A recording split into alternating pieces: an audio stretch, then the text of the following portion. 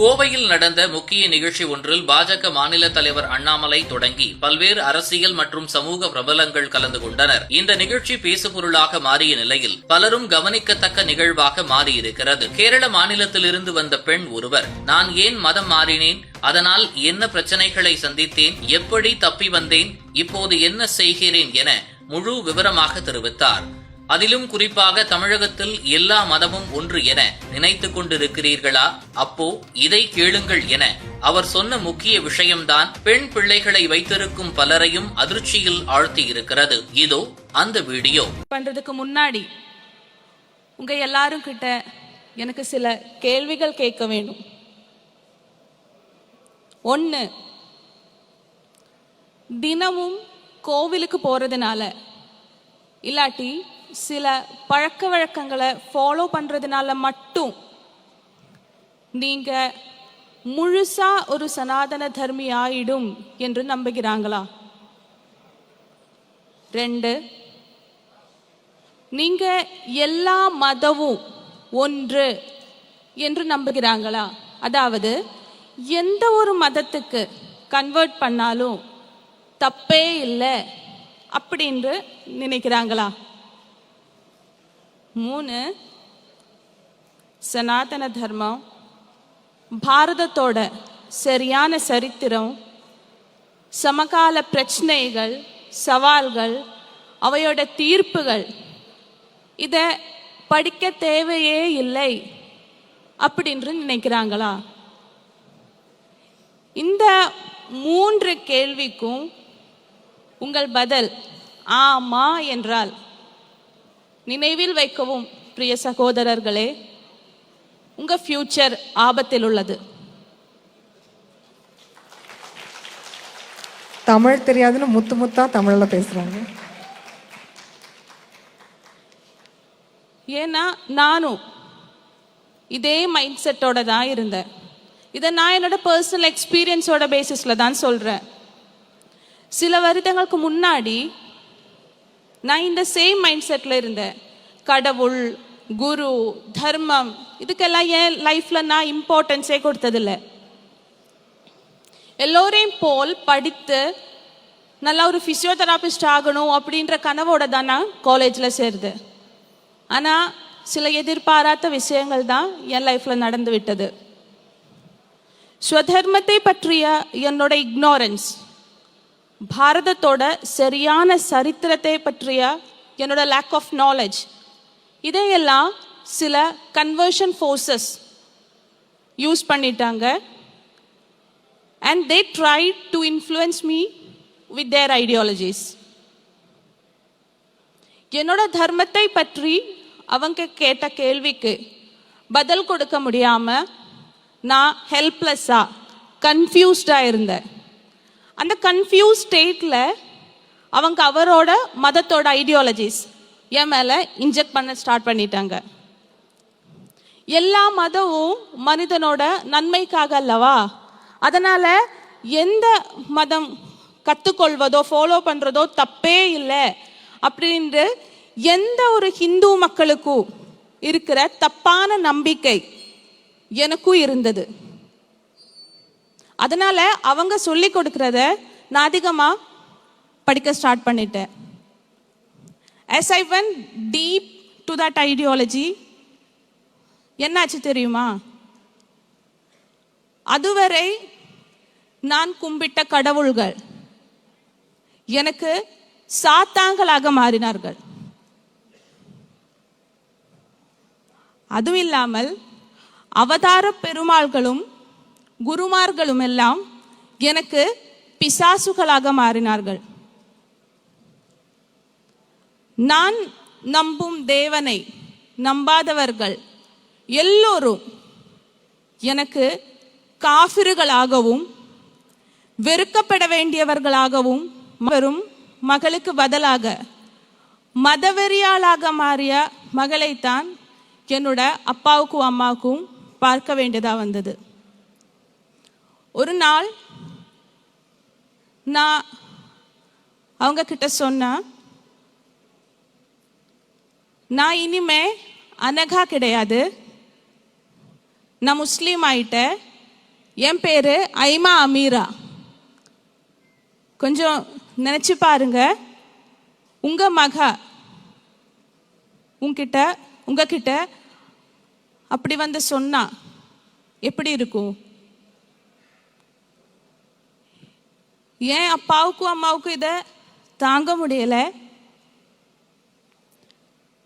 எல்லா பேரண்ட்ஸையும் போல என்ன எப்படியாவது திரும்பி கொண்டு வரணும் அப்படின்று அனைத்து முயற்சிகளும் அவர் செய்தார்கள்.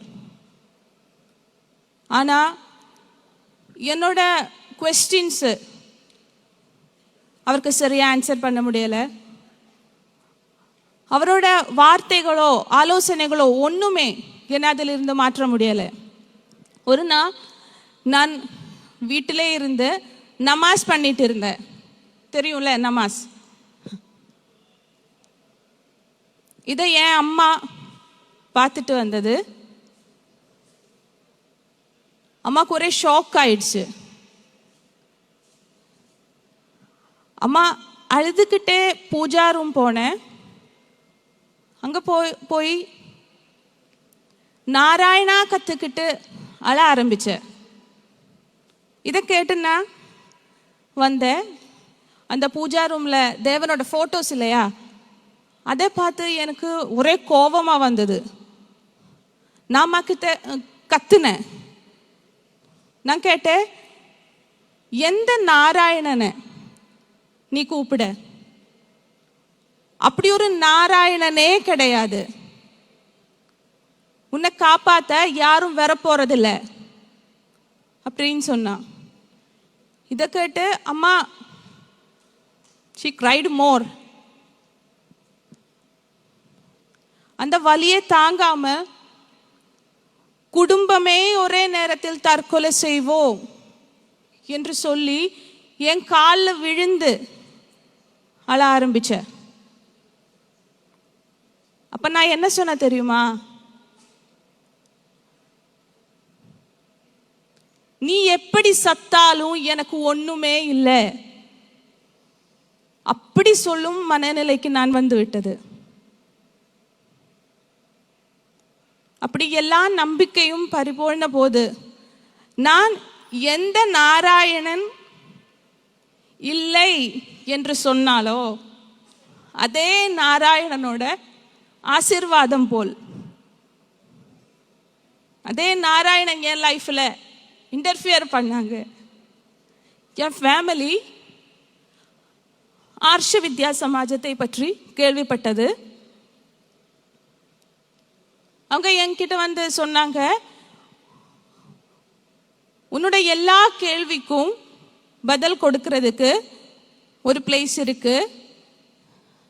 அப்படி சொல்லித்தான் 2020 என்னை ஆர்ஷ வித்யா சமாஜத்துக்கு அழைத்து வந்தது. யாராலும் என்ன மாற்ற முடியாது அப்படின்ற திமிரோட தான் நான் ஆர்ஷ வித்யா சமாஜத்துக்கு வந்தது. அங்க வந்ததுக்கு அப்புறம் ஆச்சாரியஜி, எங்களோட குருநாதர் ஆச்சாரிய மனோஜி கிட்ட ஒரு டிபேட் நடந்தது. எந்த ஒரு டாபிக்க நம்ம கத்துக்கும் போதும் அதோட ஆத்தென்டிக் சோர்சஸ் பார்த்து தான் படிக்கணும் இல்லையா? அதே மாதிரி நான் எந்த ஒரு புத்தகத்தை தெய்வத்தோட கூறல்கள் என்று நம்பினோ அதே புத்தகத்தோட mistakes and scientific facts everything Acharyaji ஒன்றொன்றாக காட்டி கொடுத்தது. இதெல்லாம் காட்டி கொடுத்ததுக்கு அப்புறம் ஆச்சாரியஜி கேட்ட, ஈஸ்வர் தந்த இன்டலெக்டை யூஸ் பண்ணிப்பாரு, இதெல்லாம் ஒரு கடவுள் சொல்ல கூறல்களா என்று சொல்லு. 6 ஆண்டுகளாக நான் சத்தியம் என்று நம்பி வந்த கருத்தை எங்களோட குருநாதர் ஆச்சாரிய ஸ்ரீ மனோஜி வெறும் 3.5 மணி நேரத்தில் அது தப்பானது என்று புரிய வைத்தார்.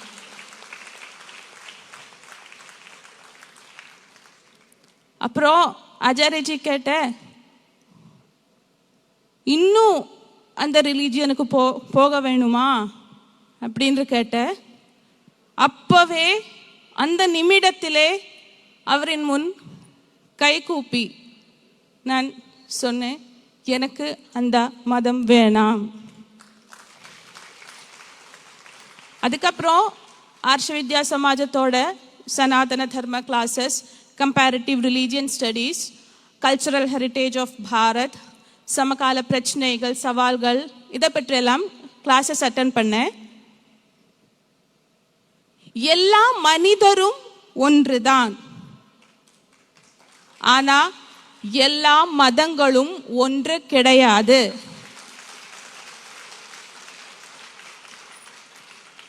தவறான ஐடியாலஜிஸ் தான் மனிதனை சப் ஆனிமலா செய்ய தோன்றிவிடுகிறது.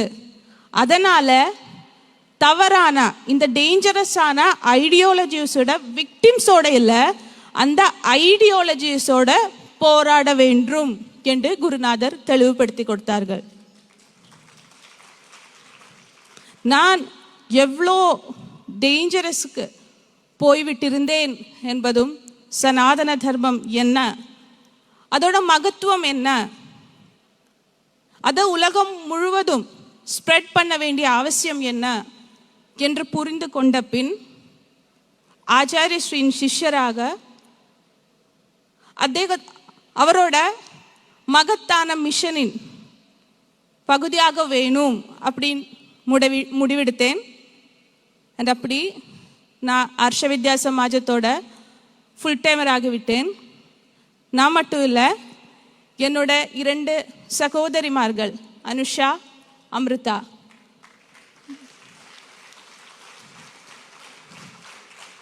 நாங்கள் 3 பேரும் இன்னைக்கு ஆர்ஷ வித்யா சமாஜத்தோட ஃபுல் டைமர்ஸ் ஆகி இருக்கிறாங்க. சமய பரிமாணம் காரணமாக சுருக்கி கூறினேன். எங்களோட ஆர்ஷ வித்யா சமாஜம் யூடியூப் சேனலில், மலையாளம் சேனல் அண்ட் ஹிந்தி சேனலில் இதை டீட்டெயில்டாக கொடுத்துட்டு இருக்கு. தயவுசெய்து எல்லாரும் பாருங்கள்.